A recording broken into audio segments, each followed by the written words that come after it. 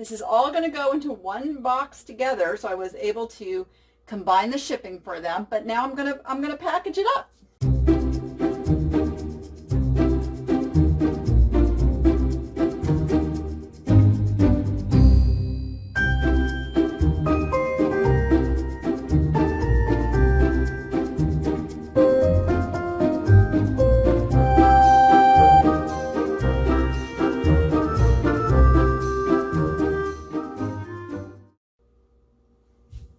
Hello! I actually had something happen that hasn't happened for a very long time. I had a customer come in and purchase several items from my store, and actually I had sent them an invoice last night, and then they came in and made an offer on one more thing, so I revised that. I totally screwed up. I was totally going to record the process of that, and I will have to remember to do this next time, because I get a lot of people asking the question of how do I combine an order. And basically, before they pay, you can go in and send an invoice, and the invoice will have all of their items on it. And then what's really cool is you can calculate the shipping right there in your invoice as you're getting ready to send it, so you know how much the combined shipping is going to be. So I've done that. And this is all going to go into one box together, so I was able to combine the shipping for them. But now I'm going to package it up, and this is all going to go into a priority. Actually, I take that back. It was cheaper to go FedEx, so we have to use a plain box. All right, so this is a really sturdy box I found. It is. It doesn't have the size on it. I'll tell you what it is. It's going to be, it is a 10.5 by 10. It's basically a 10 by 10 by 10, I guess is what they would call it. Whereas the priority number 12 would have been a 8 by 8, 10 by 10 by 8. So this is actually just a little bit bigger, but still falls into the under the dimensional weight size. Okay, so I'm going to set that aside for now, hopefully not blocking your view here. We'll put it over here. And I'm going to wrap these things up and get them ready to go. All right, so I'm going to get the nativity. This is, I think it was 10 pieces, 3, 4, 5, 6, 7, 8, yeah. 10-piece nativity made in Italy, probably a Fontanini, which you can see, Italy. I did make an offer to her for $29.99, which she took. I could have held out till Christmas and gotten closer to $40, but hey, I want to get it off the shelves. And, you know, the margins I have allow me to get this stuff sold. All right. It's a really nice little nativity set too. She got a good buy here. And I don't know why, I just want to keep Mary, Joseph, and Jesus together. So, see, we're going to put like the animals and the shepherd and stuff in this package, and then we'll put the wise men and the Holy Family in the other one. I don't know. Just my thing. Just my thing. All right, get one more.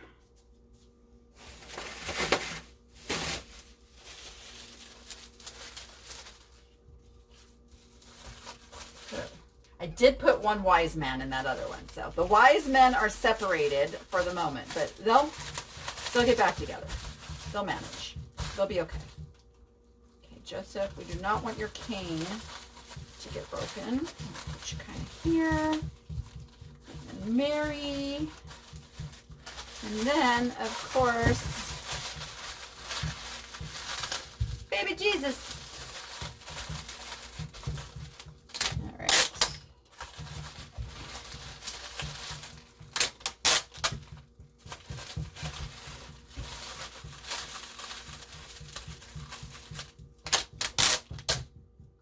Stop rattling over there. Okay. Oops. I found some little, whenever you do something like that, you gotta watch for all those little spots where it could flop out of there. Okay. Nativity is wrapped up. then I sold this really ornate spoon. This was in an auction. So see, she found my auctions, then went into my store and saw all the other stuff that I had and started making offers. So I'll take customers like that all day long. It's a beautiful thing. Because the spoon, I think, only sold for $2. Again, it was one of my $2 auctions. It's not my thing. I don't know a lot about it. I'm sure it's got some great value, but I don't know. And you know, I'm into my piles of stuff that I've been selling because I put it off because it's stuff that's not really in my niche so much. I mean, it's an antique and everything, but it's not really my thing.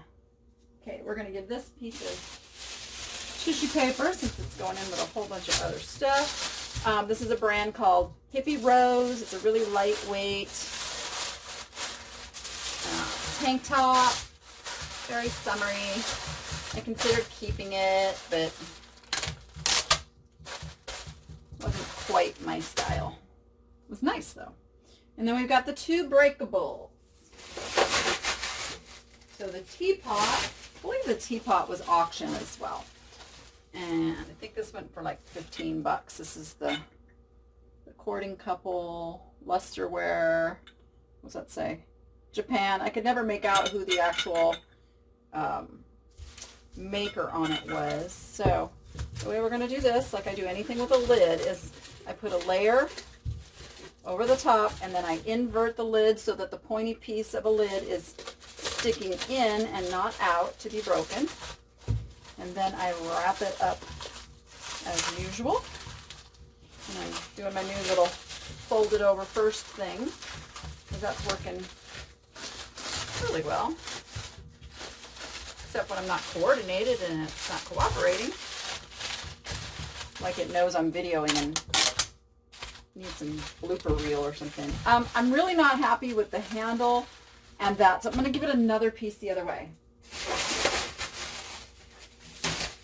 You know, and you've seen me on other videos, I'll sometimes not do a whole bunch of extra wrapping if it's a low-priced item, but in this case, it's an item that, you know, I don't want it broken. I don't want it. This customer's spending $100 with me, so I'm looking at the big picture.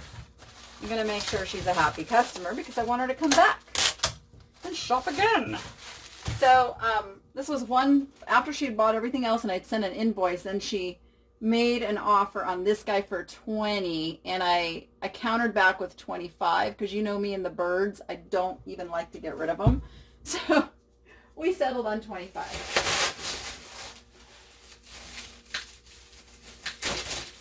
I love him. I will miss him. Bye, birdie. Okay. Go in your little cocoon. Be safe. Fly away to a new home. We will miss you. All right. Bye. Bye, little bird. Okay. You guys do that? Do you guys get like sentimental about certain things that you know you bought them for resale, but they kind of tug at your heart and you just don't want to let them go? Okay, so we got everything packaged up. I'm going to put some I'm going to put some peanuts in the bottom of this box. Okay, so I got about 2 inches of peanuts at the bottom. I'm also going to put the most fragiles in first because they need the best placement. Now I'm going to put the bird, and then I'm going to put the spoon over on one side because it's pretty safe. And then I'm going to put this shirt between the 2 breakable pieces as extra protection so they don't clank on one another. Now I'm seeing where I need to go with the nativity, and the nativity is, they're mostly resin. There's a couple that are chalkware, so they're just going to get tucked on the sides here to where I still have room to pack peanuts around them, which I'm going to go do right now. Okay, so you can see I've overstuffed the box because I'm going to cram it down, but I've packed these peanuts in all around. And now you can see this has priority mail tape that was previously used, which is okay because I'm going to cover it up with eBay tape. And FedEx doesn't care. You can ship anything, not anything. You can ship, why can't I tape and talk at the same time? You can ship in priority mail boxes even with FedEx. I don't do that. I think that's ethically wrong, and technically, legally, I think also, because you make an agreement with the USPS when you use their stuff. So don't do it. But I'm just saying FedEx doesn't care. So that's why I'm just covering up the tape.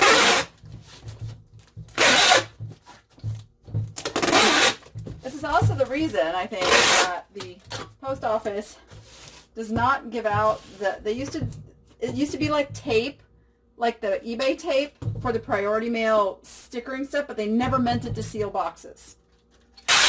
So they took it out of production. I think the post office still uses it. It's not one of the things that you can order anymore. Now, I'm not going to put my label on this side. So, oh look, I can peel most of that off. Perfect. I'm okay with the fragile stickers being here. Okay, let's have that little debate. I know there are some of you out there who think that if you put the fragile stickers on, it's going to make them mistreat your item more. Negative.